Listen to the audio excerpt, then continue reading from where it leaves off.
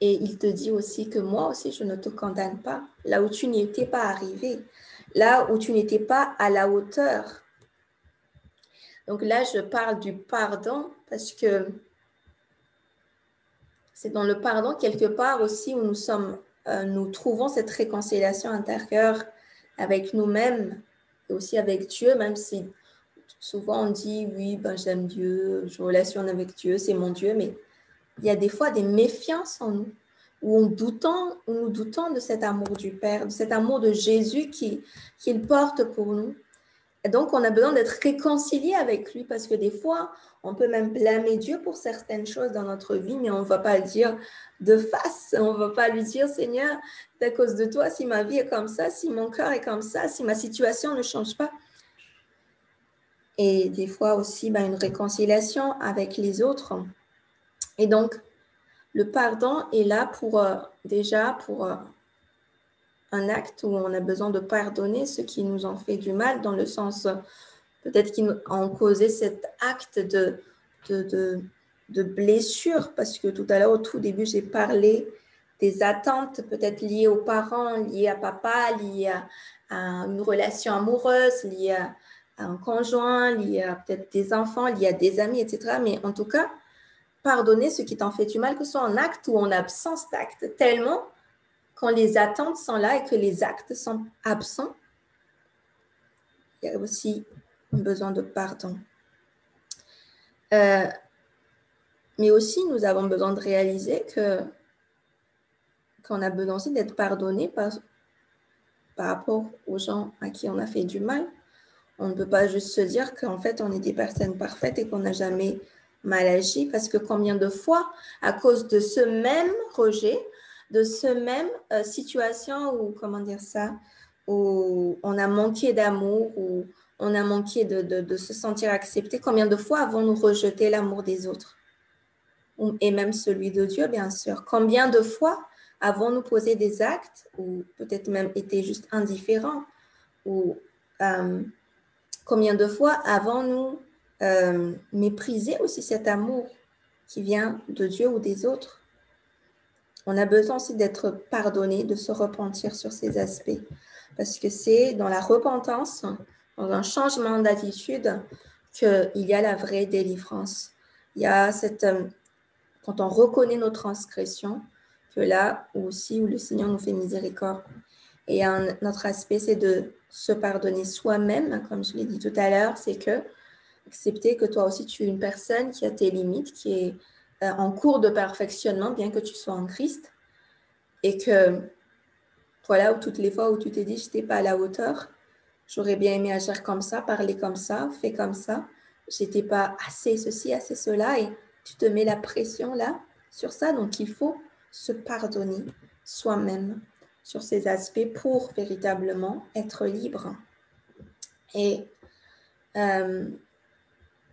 donc il y a de quoi y réfléchir pour... on est toujours dans cet aspect de la restauration de notre âme, hein, de notre identité, de qui nous sommes, parce que il y a un défi de se dire, je veux devenir une femme qui retrouve un vrai potentiel. Et tout à l'heure, j'ai parlé du fait que, dans mon témoignage, qu'il y a des choses qui changent quand les pierres dans ton cœur sont ôtées.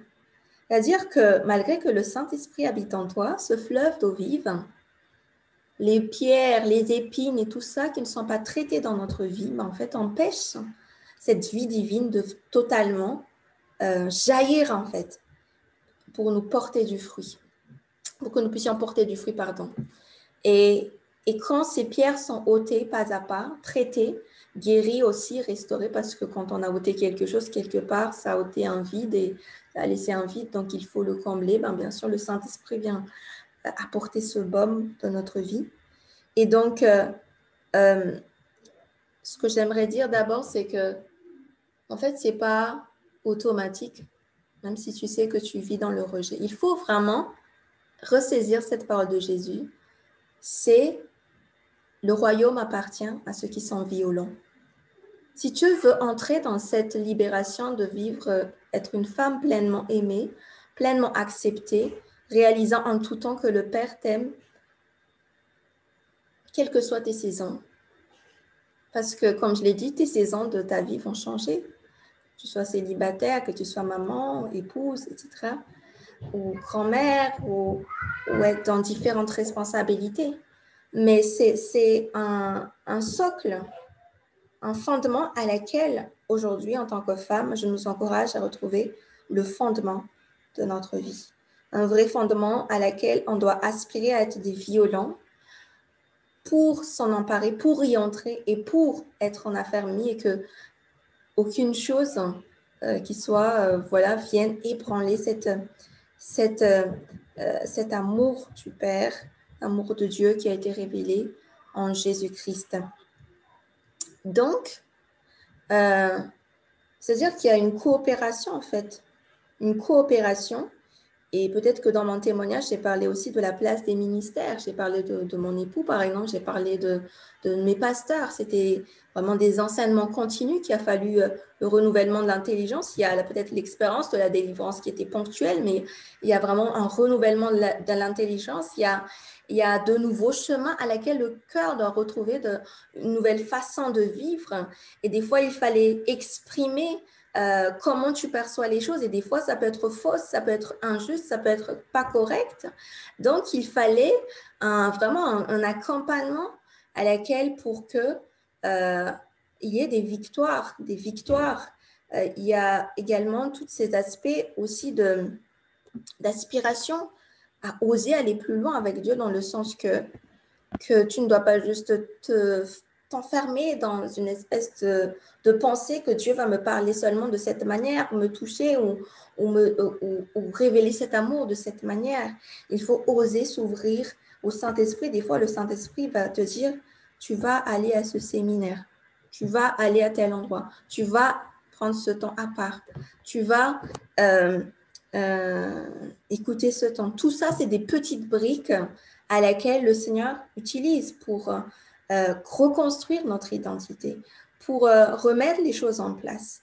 Et donc, c'est sûr qu'il y a de l'investissement parce que ta vie en vaut la peine, parce que c'est une des raisons pour laquelle Jésus est mort pour toi et moi, pour que nous puissions vivre cette vie en abondance. Il dit, voilà, je donne ma vie pour mes brebis, pour qu'elle l'ait en abondance, mais pour que la brebis ait en abondance cette vie, elle a besoin d'accepter pleinement tout le cheminement, le processus à laquelle le Seigneur veut nous emmener.